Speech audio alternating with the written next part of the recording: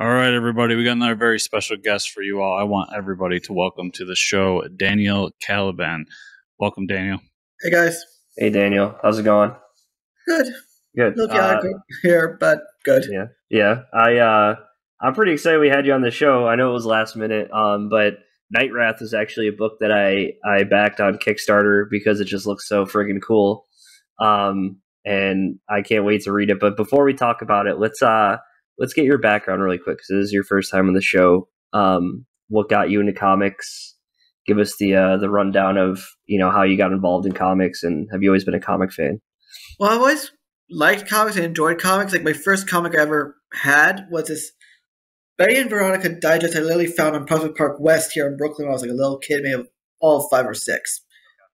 I was like, and my dad had like a golden age, a book of like golden age comics, like in black and white, like a history of comics. Yep. And then I always wanted to read more comics, like when they would really come out, but my mom wouldn't let me get them back when they would be on the newsstands because she wanted me to read real books, quote unquote. Which, because I was already reading by the time I was 4, I was already a voracious reader. And then one day we went to my grandparents' house in Freeport, on Long Island. And my dad went into his old bedroom, which at that point had become my cousin Heidi's bedroom because my aunt and my cousins were living there for years. And he found his old Silver Age comics, or whatever was left after my grandparents had sold off, parts of it, over the years. And there are actually some key issues in there, but to me, it was like just comics I could read on a regular basis over and over again. Now, when I got them, they were not in great condition because they're in the shelf just back at the closet for, at the time, like 30 years. And they're in terrible condition at the moment. I have a couple of them back on board just for the sake of just trying to do some preservation. But it's, hit or miss because some of these just were falling apart when I got them. They were reading copies. They were definitely reading copies. So think about it. There was no such thing at the time as, I buy one to read and one to collect for later. There was no mentality of that in the 1960s when my dad was a kid. Yeah. So it's like, I get them and I'm just reading them because I don't have the idea of, like, I have in the back of my brain, it's like, collecting. That's like, I was reading them to read. I, had gone to a couple comic shops since while I was a kid. And I would go into the back bins and I'd pick up a couple back issues. Like, one of my favorite books of all time is a Peter Parker, the Spectacular Spider-Man annual where he goes up against a guy called Rapier. And I love Zorro. I really like Spider-Man. Yep. So it's like, yeah. There you go. Fast forward. No, I had those graphic novels through high school, but I didn't read them that much. Fast forward, 2010, I'm in college. It is a massive blizzard here in New York City. Okay. To the point where our nearby outdoor train station had to shut down because there was too much snow. Mm-hmm. I'm bored out of my mind. And at this point, I found like my old Superman guide. I found a couple old comic books I enjoyed reading. I'm like, you know what? I'll write a Superman screenplay because I wanted to be a film director at the time. It's terrible. You can find it on the internet. On my own DeviantArt account. It's terrible. Yeah. And I wrote it up with Batman 1. Terrible. Let's be honest. It's just, takes a while to render. Yeah, first couple scripts probably aren't the best, but no. It takes some time, right? Yeah.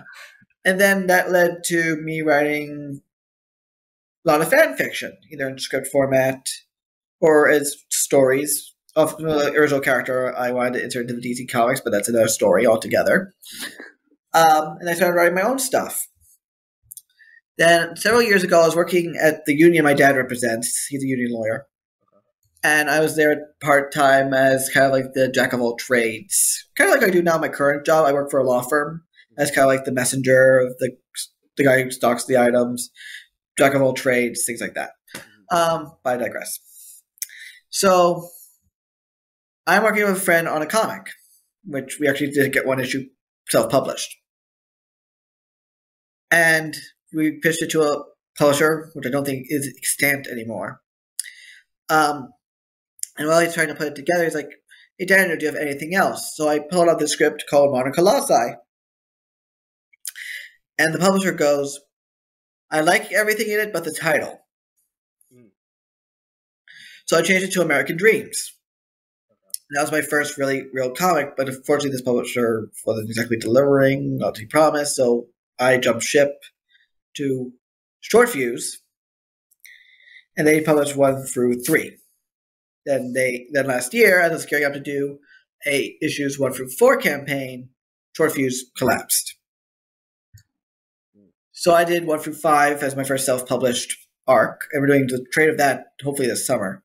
Yeah. And then now we're leading into how Knightwrath started. So I see this artist, Gabe Santos, also known as Esquivel Art, on Twitter, and I think he looks really good. I want to do something for him, but I don't have a script. So I reach out to him and I say, I want to do a book with you. I don't know what it is. I don't have the story. Let's think of something.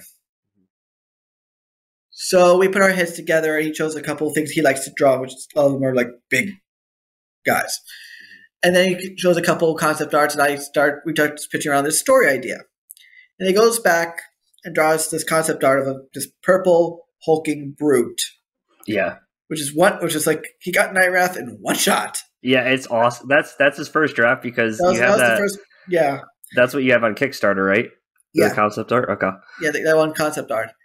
And I'm like, great, perfect. At the time it was called Savage Knight, and I started writing issue 1. I wrote it like my how I usually write scripts. I usually write them full script. This is because I wanted more, cooperation, give and take. I did it as quasi-Marvel style, in the case that it's outlined, it's by page, but I don't do panel breakdowns. I left that all to Gabe. And he comes back with the pages, and I go back and do another document, which is a lettering script. And then we get our ink, and while it was being inked by our inker, David Rivera, we were thinking, well, Gabe came to me and said, Savage Knight isn't the best title. So we had to go back and forth again, and we came up with Knightwrath. And then we got Daniel Erm to do the colors, and Francisco Zamora, who's a friend of mine, did the letters. And then Gabe looked around for at least one cover artist. We got Fritz Casas, did our cover B, and I went for my Rolodex, so to speak. And I tapped Netho Diaz, who's the artist on G.I. Joe, because he did the variant cover. He did the first main cover for American Dreams, then the variants for every issue up to 5. So I went with him for cover C. Okay. That's the most covers I've ever had on one book. I always usually just do 2. This time it's 3. That cover C is awesome as well. Yeah. I had a hard time picking. I can't remember if I think I just got cover A. I think I got in there for the early bird, but and especially for like such a cool looking character like that, it's got to be awesome to see different people drawing it, right? It's great. Gabe's been getting fan art all over the place. Yeah. Oh, that's so cool. Like you go to his Instagram, there's a thing that says Knightwrath fan art. Mm-hmm. And it's just so many people submitting stuff. Yeah. And then I've had friends say, "Hey, can I do a commission? Can I do a commission for you? This character?" I'm like, "Yeah, sure." So I have a couple. My Doty is my artist on American Dreams, including one I call my It's All Connected picture, where it's him fighting the main character of American Dreams. It's interesting because American Dreams is set in 1900, and Knightwrath is essentially in the present. So how does that work? We'll find out eventually. Oh, okay. That's awesome. There's a multiverse somewhere that can explain it. Multiverse, or is Liberty in the present as well? Oh, okay. Interesting. Yeah. And you have a couple days to go, but it's almost, twice the funding you needed, right? Yeah, we're at, according to Kickstarter, we're at 209% funded. Okay, so that's pretty good. That's probably partly due to how awesome the character looks, because I know I saw that initial picture and I was like, oh man, I got to find out more about this. And yeah. And this is actually the best Kickstarter I've done by myself, because my first Kickstarter I essentially did by myself. I still had Short Fuse as a support system. The second Kickstarter, my first one by myself, I had to put together that support system. Like Lori Foster, who's Unlikely Hero Studios, is my shipping maven. Kat Kalamia, who does Like Father Like Daughter and The Dancer, was my Kickstarter advisor, and they're returning for this. Brent Fowler was the designer, because I can't do Photoshop to save my life. Awesome. So it's a lot of support, and last year it took us a while to get to the goal. I don't think we made it until the last week we did hit the goal, and then we got for the 3 stretch goals I had planned. So I launched on my birthday this year. I launched Knightwrath. Now I didn't think we were going to get to the goal. We had a very good first day on a Tuesday. So come Friday morning, it's almost my lunchtime. I'm talking to one of my coworkers. I'm like, I just need $25 more and I'll hit goal. He takes out his phone to look up this Kickstarter. And goes, dude, what? You hit it. And I had it refreshed on my desktop. So I then turned to him and I said, okay, I can both relax and hyperventilate. Yeah, right. There you go. That's awesome. And then we just blew through the 3 stretch goals I had planned. I went, oh no, I have to think of new stuff. Yeah. So we got through the 4th one, which I believe is a bookmark. Okay. And now we're going up towards the sticker. If we hit 10.5K, there'll be a PDF of just the pencils. Oh, that'll be really cool to see that. Whose idea was to make Knightwrath purple? Because I think it's awesome. That's solely Gabe's. Okay. I think that was I don't know, something about that just makes him look even cooler. Yeah. So talk about the story a little bit, because you were just given this concept, this sketch, right? And essentially you wrote a story around it. So what can we had to go back and forth about what kind of ideas we wanted for this story. And so I started, okay, we could go very, cliche, or we could just find a little new angle to go at it. And I thought to myself, what if this big hulking guy starts off as this scrawny, skinny, no confidence whatsoever, no game if he had the gumption to try, guy who thinks he's at the bottom of society, that no one gives a crap about him. And then, of course, he gets kidnapped and experimented on by the real baddies. Yeah, naturally. Yeah, he may get a bulk, and it's really interesting because he bulks up even when he's normal. Yeah, but he still thinks of himself as this small, scrawny guy. Mm. Even though he's big, Yeah. he's he has no confidence whatsoever. He can't even the girl across the hall, do you want to go have a cup of coffee? And he's like, maybe I don't know. It's kind of a funny juxtaposition between this big guy who think would be very cocky. He's like, no. And then, but when he's Knightwrath, he's very cocky. He's very confident. He's very aggressive, as you see in those preview pages. Yeah. And then someone goes, what the are you? And he goes, there's this whole big boastful thing. And he goes, forget me. You never saw me. I'm just a dream. I'm out of here. Yeah. So deep down, he's still that really unconfident person. Okay. Interesting. Even though he could probably pick up a car and throw it. Pretty much, yeah. I think that's unfortunately he's patrolling the west side of New York, which has some fancy areas, but still until you get really up to the Upper West Side, it's basically waterfront on the Hudson. I mean, it's all waterfront on the Hudson, but it's not fancy waterfront until a little bit past Hell's Kitchen when you get up to the Upper West Side. Because going to Chelsea and Soho and the West Village, it's a little more, I want to say grungy and grimy because, it's modern day New York, but it's not rough as you would see, like Daredevil's Hell's Kitchen would be, but it's, it's industrial in some parts. It's a working waterfront. Okay. So he's this big aggressive guy, but he's going to attract the attention of the police. Yeah. So there's going to be a task force, sent against him, and we'll see what goes on with that. Okay. Interesting. And I mean, you being a New York City native, you've can you pick and choose the spots where you want to go, or you think it'd be cool to have him, patrol or something like that? There is because I read issues 2 and 3 to complete our first arc. It's going to be a 3-issue first arc. Okay. And there's going to be a splash of him just going all over the place, heading towards Grand Central. And around it is going to be just scenes of him just kicking the crowd out of criminals. Around this image of him just swinging from west side to east side, because Grand Central's further east. It's between Lexington and Park. So he's going from west to east and just going. Yep. classic '90s stuff. Yeah, Yeah, that's what I'm getting is like the '90s comic. It's '90s feel, but it's like with modern sensibility. Okay, or it's like a '90s comic would just be the punching. Yeah, there is pathos. Yeah. Here.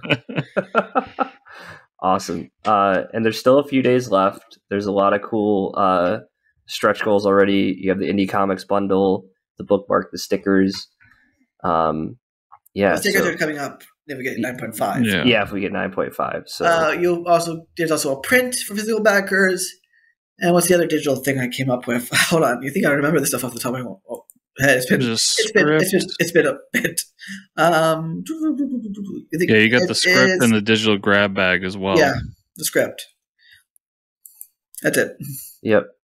There's the print, the script, Indie Comics bundle, grab bag of comic titles. Bookmark, and then 10.5.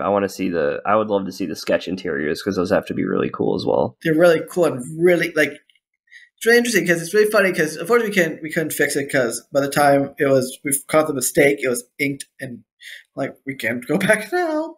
But we inserted a family, not to my family. We know because my great grandparents owned a frame shop. They were the Stables. They owned a frame factory in New York. And so I wanted to give a little nod to them. Except when I gave the spelling, I reversed 2 of the letters. So I'm like, whoops, well, permanent now. I can't.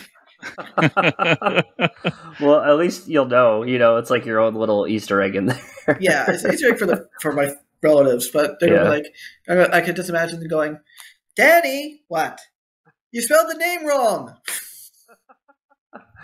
Yeah, make sure they know that when they go to read it. Yeah. So I'd love to ask you too, because you can get it here on the Kickstarter as well as on your website. But what's American Dreams as well? I mean, give the pitch on that in case people. Okay, so American Dreams, it's 1900 New York City. A Jewish immigrant by the name of Jake Gold is working the switch up by day. He's fighting in a gang by night. And on one of those nights, Thomas Edison decides to do a little experiment to open up a portal. So essentially, to get energy from the stars. Well, he opens up a portal, all right. That portal sends out energy, and now it's affecting people all over New York, giving them powers. And now it takes one of them, and now he's decided what's he going to do with them. And it gets the Gilded Age, background. So you have some great historical figures we get to work with for both allies, neutrals, and villains. Because on the ally side, you have Harry Houdini, you have Nellie Bly, you have Nikola Tesla, you ostensibly have Emma Goldman, but she's more of a neutral. Because she's going to cause some headaches down the line because she's very much, very more proactive in a way. Maybe that will run counterpoint against Jake's own opinions. Yep. And on the villain side, you have J.P. Morgan, the richest man in the world. Rockefeller? Rockefeller, he's actually a rival of Morgan's. He hasn't shown up yet. Okay. You have Thomas Edison. Yep. Being, the inventing genius and thief, for lack of a better word. And then, of course, you have one of my favorite characters to write because you could just choose the scenery of this one, Aleister Crowley. Crowley's fun to write because he's completely and utterly chaotic. He's a little bit camp. Yeah. And he likes to choose the scenery, but he's so, Morgan wants a legacy. Edison wants a legacy and be proven that he's, the genius everyone makes him out to be. Crowley's just utter chaos. Yeah. He is serving basically Cthulhu for all intents and purposes. Okay. Awesome. And he just wants chaos. Awesome. And that went for 5 issues, right? That's for 5 issues. Issue 6 is drawn. Issue 7 is going under edits right now. So now we'll be going to Dodie for art. I hope to do a two-fer Kickstarter for that next year after I do the Volume 1 Kickstarter for this year. Oh, okay. So the Volume 1 Kickstarter will be issues 1 through 5, a new prologue, and 2 shorts. Awesome. I'll be on the lookout for that too. That sounds really cool. Yeah, great. So if our listeners or our watchers want to follow you and all the stuff you're doing, do you have a website? I do. It's hold on. I have to pull this up because otherwise I will forget. You can find me on Facebook with Atlas Studios Comics or American Dreams Comic. But you can also go to atlasstudioscomics.square.site, and that's the store where I sell the copies digitally. I do have the physical copies turned on. I just need to make sure I have enough inventory to actually sell them. Okay. Awesome. Usually I just have inventory really for conventions, and I have to make sure I have enough for those. Right. Okay. Yep. Great. So yeah, everybody, you can look in the show notes down below, and I will have the links to not only Daniel's website, but most importantly, the Kickstarter campaign. When this launches, you guys will have about a day or two to check it out and hopefully go pledge to it. The book looks awesome, and best of luck with it moving forward, Daniel. Thank you so much for being on. Thank you for having me on.